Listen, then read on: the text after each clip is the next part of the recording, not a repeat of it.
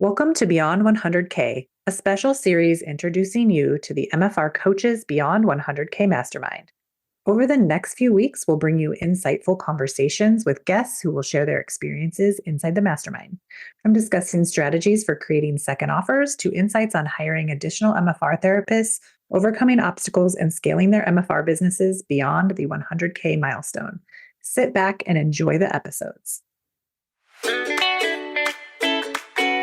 Welcome to the MFR Coaches podcast, where we talk about how you can create a six-figure MFR practice.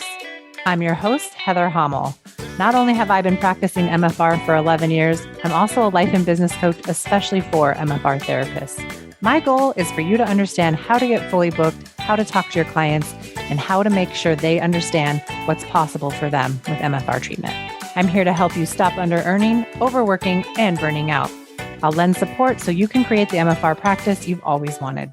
Learn how you can do it too, even if you live in a tiny town, and even if you're just starting out, and even if you've ran your practice for years. Let's go.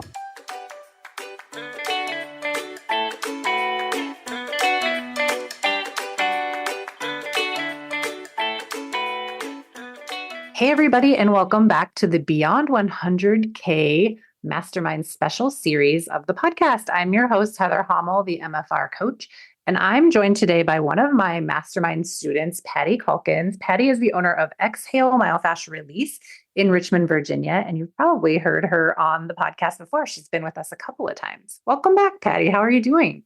I'm doing well. Thank you. Thank you. Glad you're here. Yeah, me too. All right.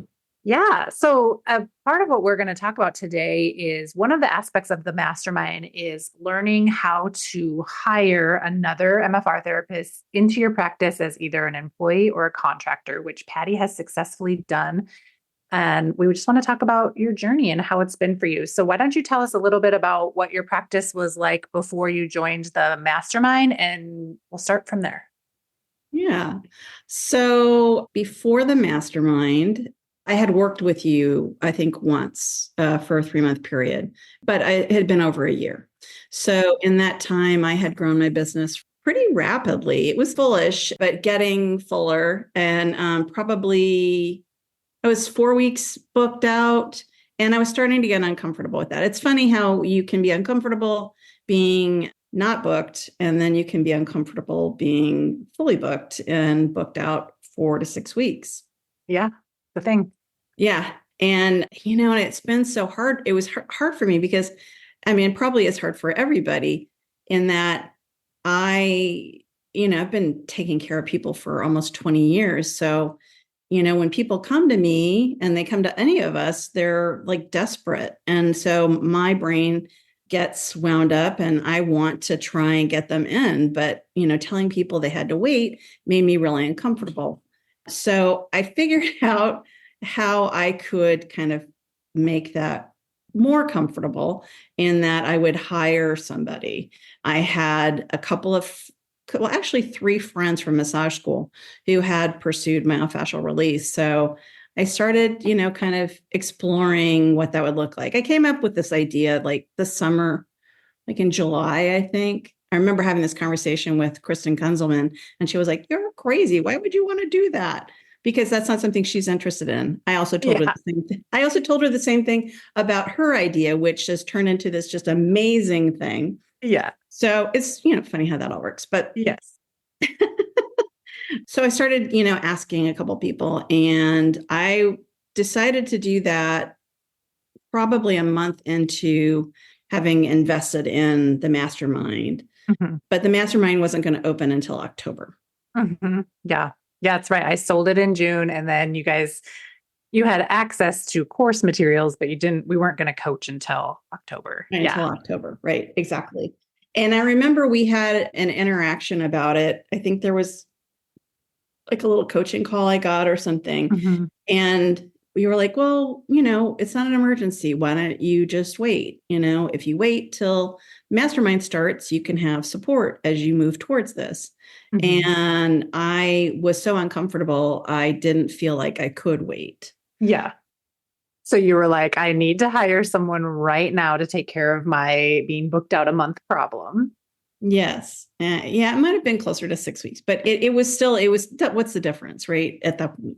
So I hired somebody in August, one of the people that I went to massage school with, to start just one day a week. And we did do some training. My background as a PTA, I did a lot of work training students. So, and I also was in charge of a clinic a couple of times. So I felt like this was totally doable and so easy. Mm-hmm.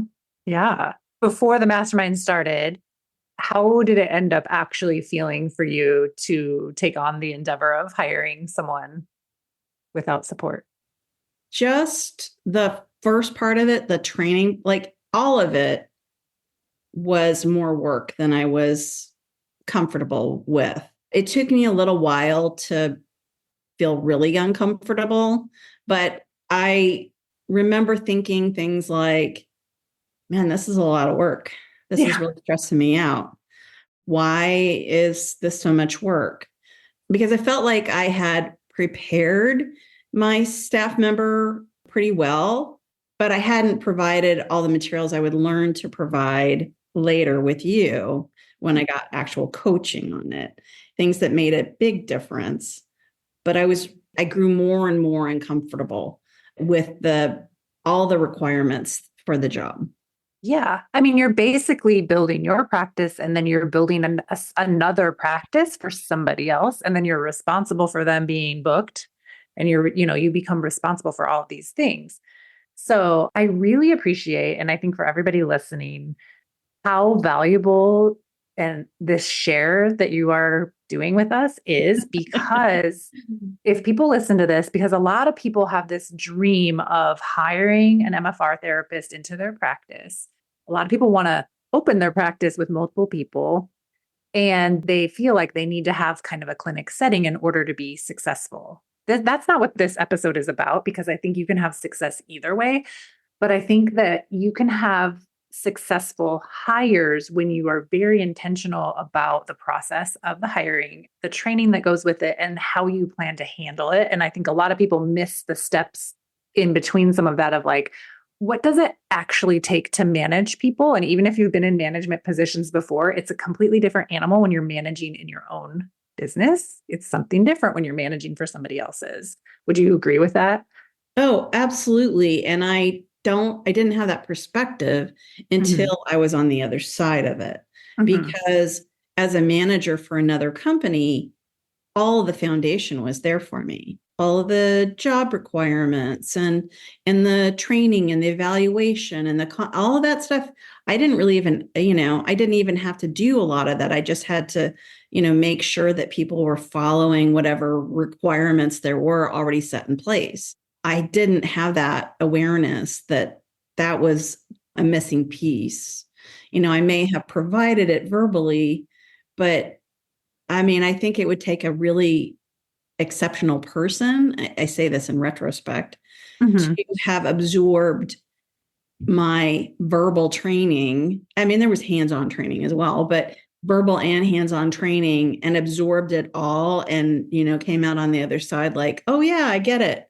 Yeah, well, exactly. Because not really, like when we think about this from the person coming in, the therapist that we're hiring in, they're probably afraid. One, right? It's new to them. They don't know what they're supposed to be doing. And they want it to be easy, right? A lot of people want to work for another therapist because it is quote unquote easier. And then welcome into my practice. I want you to do A to Z things and just remember what I tell you, right? That's kind of how we want it to be. And I think that is the mistake that most people make, which is just normal because we don't know what we don't know. So, Right. And don't ask me any questions, and don't require any more time than I'm already right. putting Don't take any in. more time from me. I'm already exhausted. Yes. Yeah, Right. exactly. Right. I mean, just a variety of things that I was completely unprepared for, really. Yeah. So, just so everybody knows that this story has a really good ending, and Patti actually still is retaining this therapist to this day. And you've made changes and made it into something pretty wonderful for both of you, from what I can gather. So, let's talk about when you got into the mastermind. Like, what were some of the things you learned that you then put in place? Well, when I would come for coaching, you actually started talking about how we all needed standard operating procedures. And I immediately disregarded that because everybody did. I had so many blank stares. I thought on that call, I feel like everybody broke up with me individually. I was like, all right, well, I just blew the mastermind to hell. Nobody wants standard operating. All I could think was, I worked for the Army. I don't want to recreate that here. Yeah. So whatever it is she's saying, I'm not interested in. But you were persistent. You kept talking about the value of it. And eventually my thick head received that information. When you said, who is going to, like, if you got sick or you died, or I don't know, whatever it was you said that was, that would not allow me to do what I was doing, who's going to step in and how are they going to know what to do? And that's when I connected the dots. I was like, well, okay, I already have somebody there who's there, and kind of like reliant on me feeding information verbally over and over again, and probably not always being nice. If I wrote this all out, gee, how much easier would that be for her and me? Yeah. And my nervous system went from being wildly uncomfortable and kind of annoyed, which wasn't anybody's fault but my own, to relaxed. December, I was very, very, very unhappy and not knowing what I was going to do. And January, I actually did this work, started developing standard operating procedures, came up with a monthly staff meeting, created an opportunity for her to get worked on and for her to work on me so I could keep giving her feedback monthly about how she was doing the work. Because she's taken a lot of courses, a ridiculous number of courses, but it's all fairly fresh. And this is the first time she's been able to really focus. So it was just one more, I wanted to create one more opportunity just to give her feedback. Yeah. Well, and I think it's also important to note, no matter what seminars a therapist has trained, when they come into your office and they're working for you, your name is in fact on their work. So you need to be able to communicate with whoever it is that you bring in how you want patients treated to a certain degree, right? Their touch is going to be different. The way they do things is going to be their own, but you can control the intake. You can control the conversation that is had, the sales conversation, right? And you can actually train them to basically sell as well as you do. And I think that was one of the other things is some people we hire on might not sell in the same way we do. They might not have they don't have the same coaching skills most often. So they aren't where you're at. So it's your job to train that into them and to be really honest about what the requirements are. Yeah, absolutely. Well, and that was an important piece. We, in the course of December, because I didn't have a plan, the plan was very, very loosely held together. She was getting new clients on her schedule, but didn't have the skills that I had been trained in. I was sharing the words, and I had shared some of your materials, but there was a sense of overwhelm, there just was. She needed more nurturing. And I'm sure every person I actually have another person coming on right now. And every person is going to be different. And that's part of the challenge is I hired her. So I needed to figure out what she needed to be successful. So I decided that I would not give her new clients for a little while, give her a little break, and focus on training her on just retaining the clients that I was feeding her schedule. Yeah. Because she needed it. She just really needed that support. Well, and what an awesome, that's not a problem. I just think it's an awesome opportunity for you as the person hiring someone on to see it's actually not a problem if these clients, it's a problem and it's not a problem. Right. A fixable problem if the therapist is not able to retain clients, and that's a training issue, not a personality problem or not like nothing's gone wrong. And sometimes we throw people into the ocean and we're just like, swim. And they're like, but I don't know how. And we're like, just figure it out. Eventually you'll swim. But some people don't, right? And then they're exhausted and they're drowning. And we're just like moving the line constantly of expectations. And that makes hard feelings. It makes it difficult, it makes it awkward. And, I'm just very proud of you that you, and I don't even know if that's like the right words, but I'm just very impressed that you were able to take responsibility where you knew you hadn't done something that could help. And then you just started doing the thing that could help, because a lot of people would be, I think, embarrassed or would just decide that it's the other person's fault and write it off and like fire them or just start fresh with someone new because you're like embarrassed or you're just too resentful to walk it back. And I watched you just be like, oh, I can just implement A, B, and C and D, and then see how it goes, and then tweak A or B to make sure C and D work out perfect. Would you say that's kind of what you did? Yeah, basically. Yeah. I mean, I think I was feeling resentful when I thought I had given enough. I gave her like one floaty to swim, or half like, a here's floaty. one water wing. Yeah.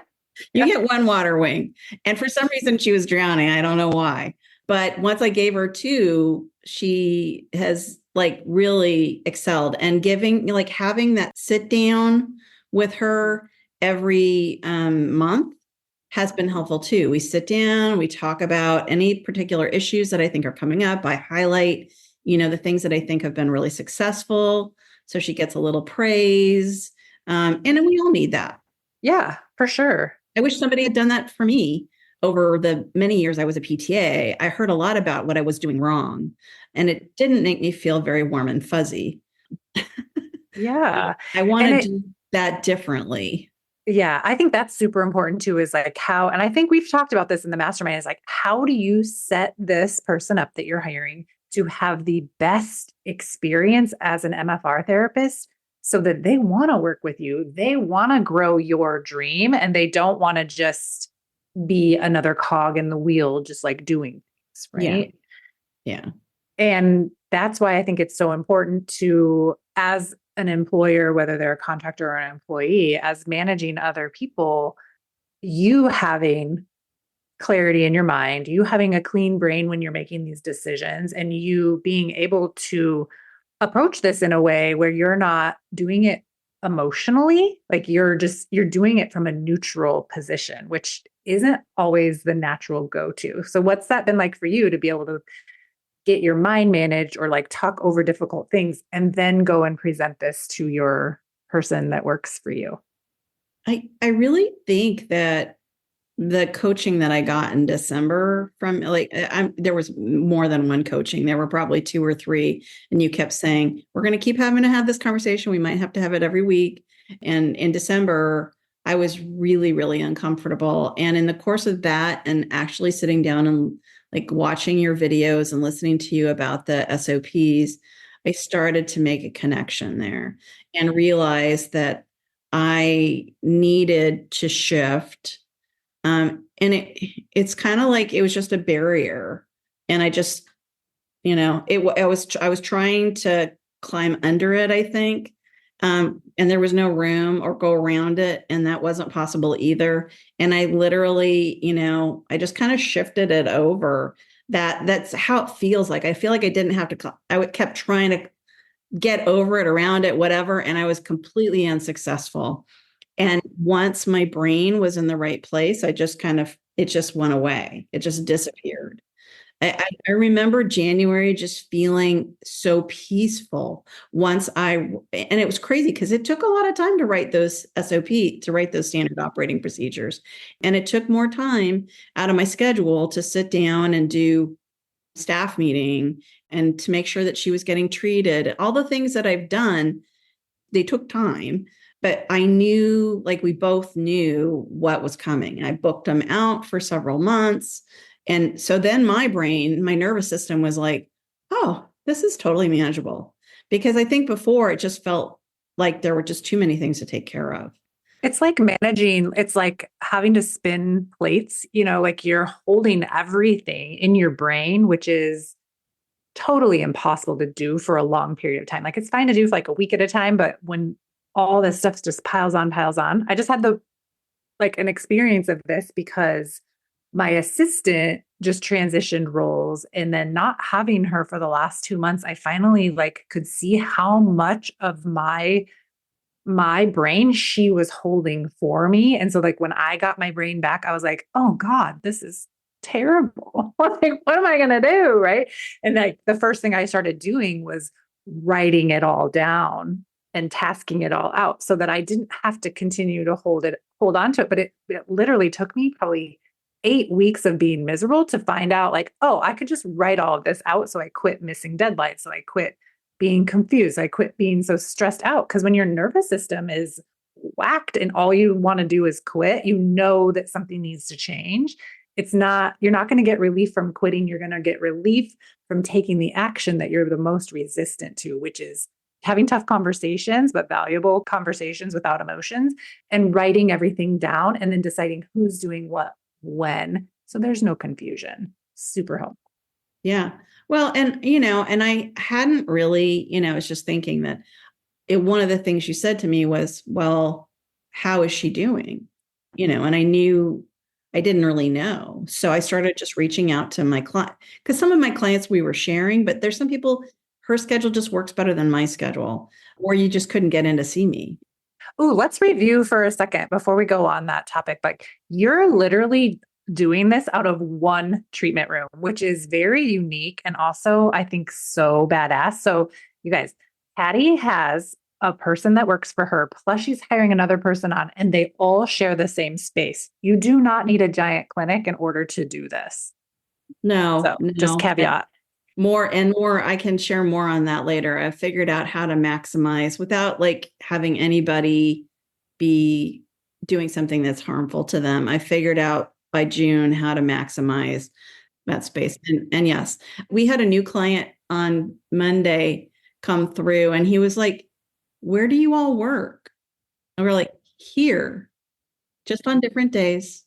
Yeah, it's so cool. Calling all MFR therapists. Get ready to level up your practice and unlock your full potential with the Beyond 100K Mastermind. Applications open on April 12th, 2024. Enroll by April 14th, and you'll receive a complimentary and private one-on-one call with me, Heather, valued at over $500. This personalized session will provide tailored insights to accelerate your growth. Join us for a free training session on April 12th at 1 p.m. Central, with an encore presentation April 14th at 3 p.m. Central. Learn how to scale your MFR business, improve client outcomes, establish your authority, increase your income, and even carve out time for yourself with 6 weeks off every year. Don't miss this opportunity to take your practice to the next level. Sign up for the free training today. Go to themfrcoach.com/webinar. So back to when you were checking in with your clients on how your therapist was doing, what was that process like, and what did you find out? They all loved her. They all loved the work that they were receiving. Some people had already told me, and of course, the people that I was sharing with her, they loved her, which I sensed that because I figured I would have heard something. But her challenge was simply that she couldn't, because of her training, she wasn't booking people ahead.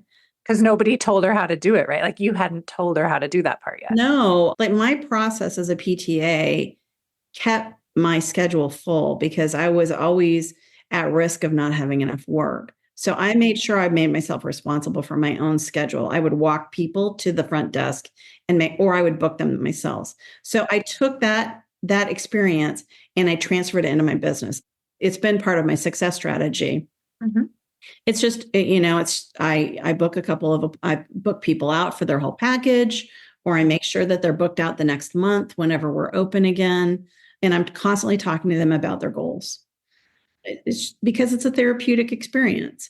And I had not shared that piece with my employee. Simple, but duh. I mean, you're not this is not a unique problem. No.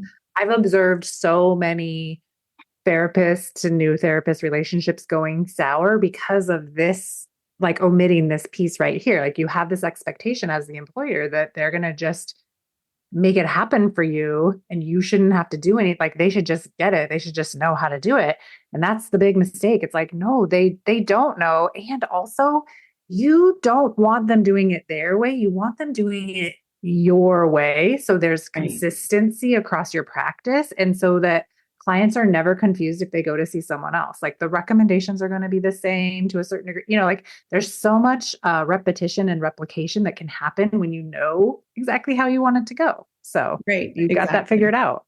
Exactly. Yeah. I'm still it's still a work in progress. I'm still, today I spent my morning, is my day off. Mhm. Mhm. And I spent my morning writing a policy for my new healing immersion, writing the SOP, writing job description, which I still hadn't done because now I have 2 employees, or contractors.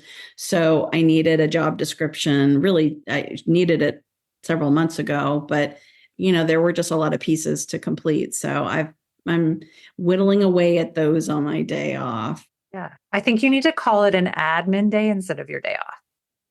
And you need to pick a different day off. Yeah. Well, that's more to come on that. Yeah. That is Okay. where I'm headed. So I can have a day off, literally off, and a day to do admin work. Yes. Mhm. Yeah. Perfect. See, I like the flexibility in this whole process. It's like nothing is going wrong, but how can we just tweak every little piece to make it juicy and delicious so that every day or most of the days, because let's just face it, like life is going to life, there's going to be drama, whatever, some of the time. But if most of the time it feels like this spacious and luxurious situation for you, it's probably going to feel like that for the people working with you and for you as well. And there's so much value in having happy contractors, happy employees that really know what they're doing, that understand your processes, and they want to be successful and they want your business to be successful and they want to be there long term. That's the goal. Yeah. Yeah.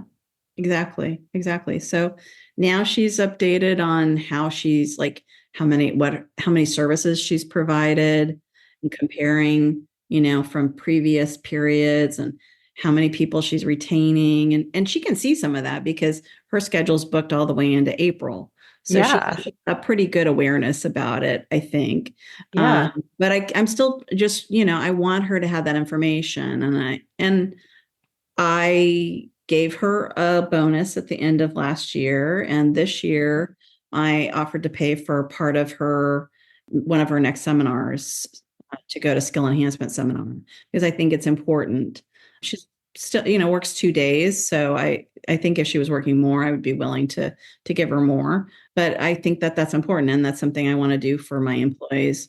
Yeah, I think it's fun to see like what's possible for the bonus opportunities that you have, or like what continuing education can you pay for, and how you can be in a position to be unattached from the outcome of that. Like, because you could pay for all of this and they could leave, like they could leave after the end of their contract or whatever. And because you've set yourself up in a way, it's like you're not feeling graspy or desperate or upset about giving these things to the person working for you. It's coming from a deep place of this is what I want you to have versus I'm giving you this and now you owe me back, which I think a lot of time is the exchange for these kinds of relationships, which makes it sticky. So Yeah, I don't feel like that. I do, if I'm giving continuing ed money, I do want like 6 months for her to stay 6 months after that. yeah. But if she said, I want to leave, I just say, I just need you to pay me back for that before then. So I feel like that's fair. It's equitable. 6 months is really not it's a small thing. When I worked for big hospital systems, I was required to give them a year. Yeah. Do you know what else is genius about this is like you have that already written out and it's, you have a contract for it. There's an expectation. There's no, I'm going to send you to this like loosey goosiness and then there's a problem later. Like it's spelled out. Oh, this is fine. And this is what will happen if you change your mind. And it's agreed upon ahead of time. So there's zero drama. Everybody knows what's going on and you're fine either way. She's fine. either way. That's the power in this is it's just so reciprocal. I love it. Yeah. Yeah. No, it's unquestionably you add more people into your system. It is more work. There's no avoiding that. Mhm. But there is a benefit to my business. And, as we add one more person and we're now booked 2 months out, it will afford us the opportunity to, and potentially, well, and not potentially in June, well, May and June, I'm going to go back to 3 days a week. And that'll open up another day in my space for the new person. So then they'll both be potentially able to see 8 to 10 people a week, depending on whether they want to see 4 or 5 a day. Yeah. It's so fun. And it's really wild how quickly you've moved with this, changed your schedule, did things one way, it didn't work, did it another way. And you're flexible in working it out. And you're also like learning how to maximize this space. So let's talk about having one treatment room and having 3 therapists work in it. Tell us how that works. Well, there's only one of us there a day, except for opportunities for multi-therapist sessions during immersions. So there shouldn't be any overlap. Everybody cleans up their space before the next person comes. I've got opening and closing procedures. So, things don't get forgotten, hopefully, to protect from that. They carry in their laundry and carry it out. That may change. I still have not moved forward on having someone else do laundry, but I've considered and will do sometime in the near future. I'll have a laundry service and I'll probably offer that, extend that to them. So then that will be something that they won't even have to worry about.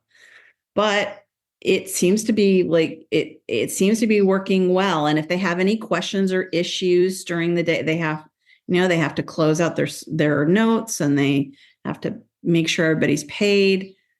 But so far it's been flowing very nicely. There's no walking in the next day. I think I was probably afraid because it was my space. I was afraid that I would come in and something would be dramatically different, but nothing's been dramatically different. If there's something that, it's like, oh, X got forgotten. We just have a conversation about it. It's like, hey, don't forget about that.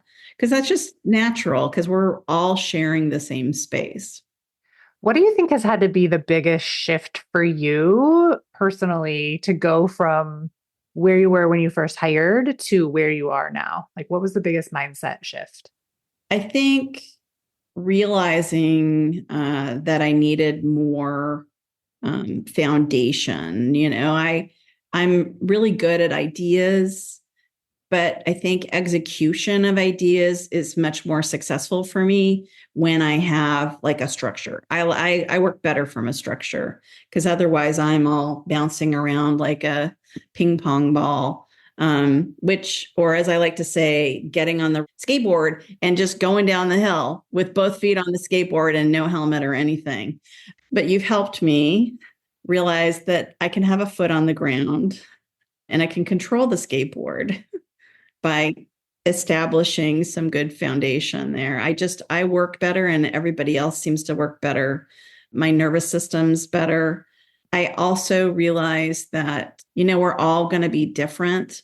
And I think that was a learning piece for me too. I don't know why, because I've been working with lots and lots and lots of people for years, but I think there's still in that less developed part of my brain, the thought that, if I bring myofascial therapist in, that they're just gonna get it and they're gonna be like me-ish, to some degree. And that's just not true. So every single person who comes through my space as an employer or contractor is going to need something different from me, just like my children did. Yeah. Funny how that works. Yeah. Yeah. And so being able to stop and just figure out what it is they need so they can be successful instead of being frustrated or angry. Or, I can be frustrated sometimes. And then I just, roll it back. And it's like, okay, well, that's just how that person approaches things. And that person needs X. So what can I do to support that person with their particular needs? Yeah. I think it's much easier to when you have mind management tools where you're not just making decisions based on how you feel that day. So if you're having like a very, vulnerable day or you're feeling angry or whatever, you're not like you're able to allow for those emotions, but not make decisions from there. Or if you have made a decision from there, be able to evaluate it so you can make a new decision and change your mind if you need to for the benefit of your business and for the person working for you. Those are huge, huge skill sets to have. Yes. And I have taken the model that we use for coaching. And a lot of times I keep it simple for myself and I'll just like, how do I want to feel about this today? Or what thought do I want to have? Those are the places I focus because I feel like, especially if I don't have time to sit down and write things out, if I just focus on, okay, what do I need to think to feel the way I want to feel? Then I can kind of like work towards the goal of having the feelings that I want to have or the thoughts that I want to have so I can be more successful and have a nervous system that is much more managed. Yeah, it just feels better. I think for everybody that's listening, the skills that we're talking about, like having mind management, these are the skills that you learn inside my foundational program. And then we go even like deeper in techniques and skills inside the mastermind. But all of these skills are something that you can learn. So if you're listening to this and you're like, oh, I could never do that, or I'm annoyed by everybody and I'm never going to be able to change. I just want you to know that the skill sets that you learn when you are in my programs, they're learnable by everybody. And you kind of get the model of it and you get the foundations for it. And then you can use it to hire people. You can use it to raise your rates. You can use it to move your practice to a new state. You can use it to get fully booked. And you can definitely use it as a tool to be an advanced seller of myofascial release. And I love hearing like more and more often people tell me that not only are they great at selling MFR, but they love selling MFR. So what are your thoughts about your ability to sell MFR and what are your feelings about selling MFR now? It's so easy now. It is. I definitely, my background and my like family history is probably like a lot of us. I didn't have a lot of money growing up. So when I raised my prices to a certain level, I was completely comfortable with my price. I felt like that was appropriate, but my challenge was selling packages at that price.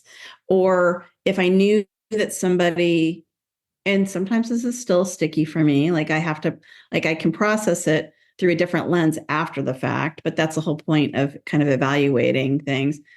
But if I get a sense that somebody maybe doesn't have money, sometimes I would hesitate to offer a package or an immersion, which is even more expensive. And I would say, I feel like I've really achieved new levels because I'm selling like 90 some odd % of our clients have packages. Yeah. Which is great. Very high. Right. And it means that clients are coming for more than one treatment. So they're getting completely different results than a bunch of one-offs. And one-offs are a direct reflection of your ability to sell. That's it. Right. And the people who are buying packages are now also buying immersions, more than one immersion, where they're having 6 or 12 hours of therapy in 1 week. Mm-hmm. And that's an even, like bigger investment for them. But I feel that has gotten like much easier for me. I'm still working on, the larger immersion, the 12-hour one. That's still me working out my own stuff.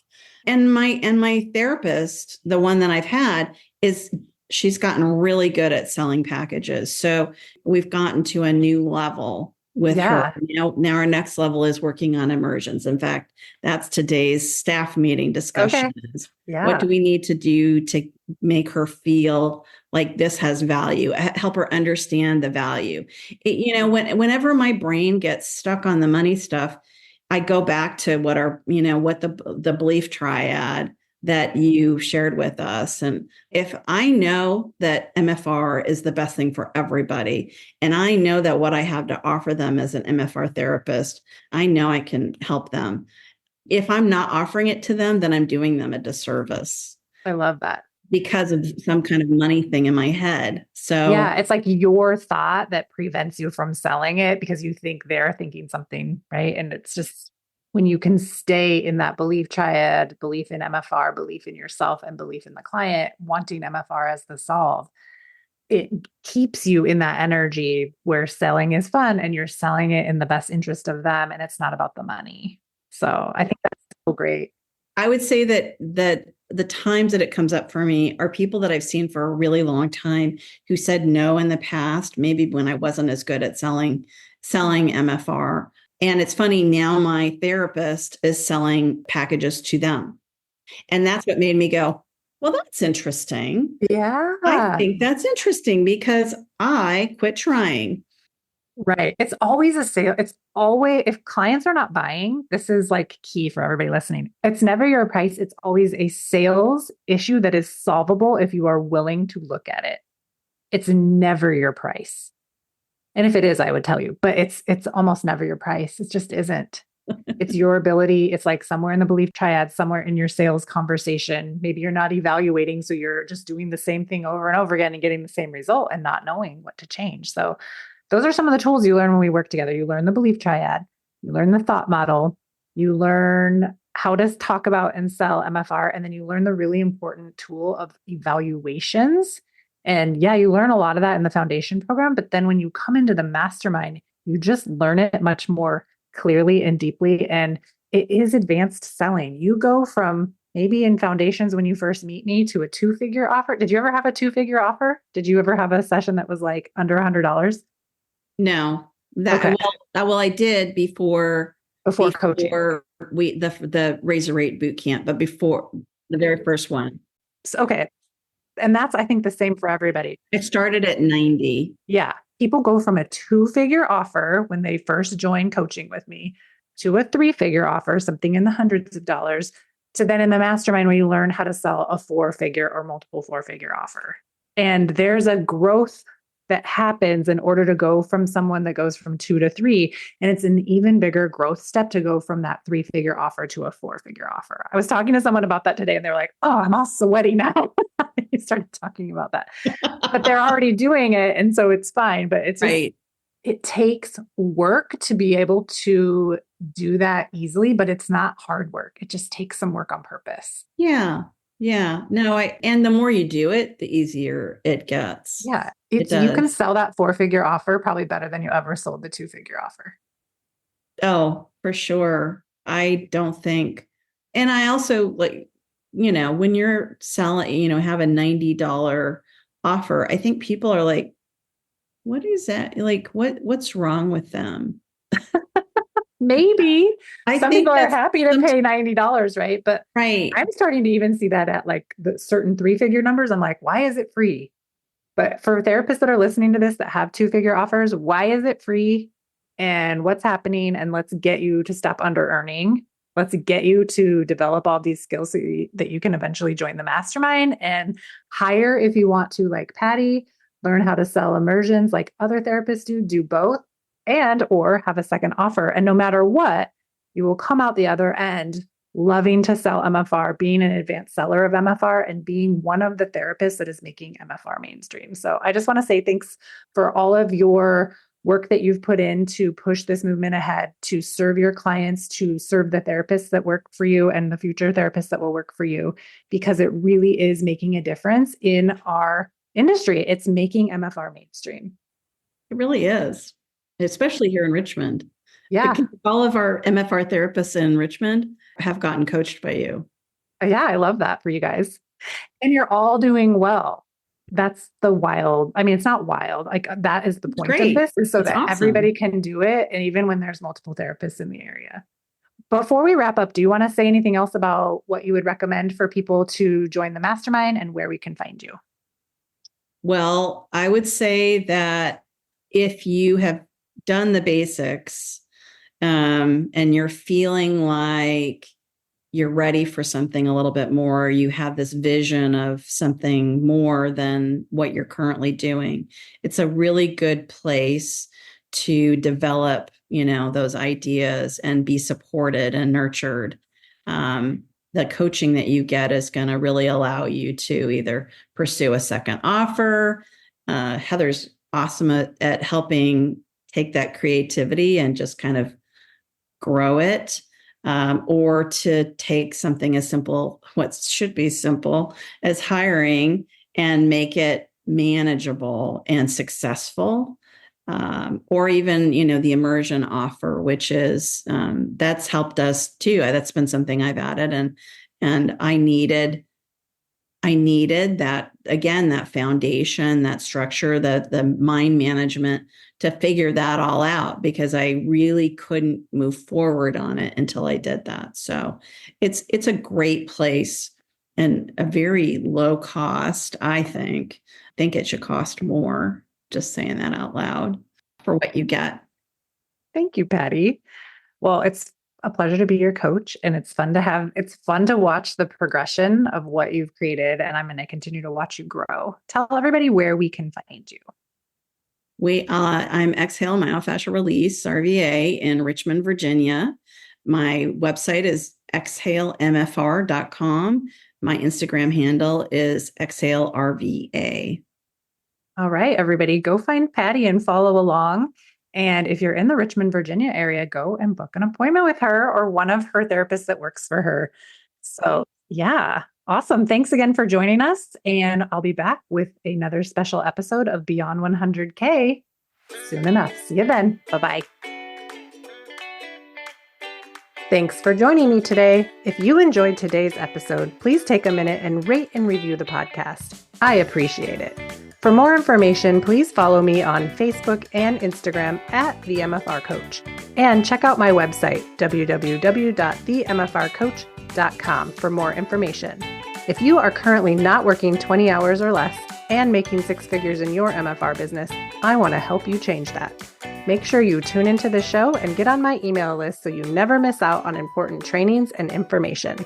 To be the first to find out when we are enrolling next for my 12-month Business Foundations coaching program, get on that email list at www.themfrcoach.com/join. Inside this program, you'll learn how to raise your rate, overcome objections, and sell MFR. You'll become the MFR therapist that never under-earns and never burns out. It's up to us to make MFR mainstream, and it starts with you and your successful MFR practice. See you next week.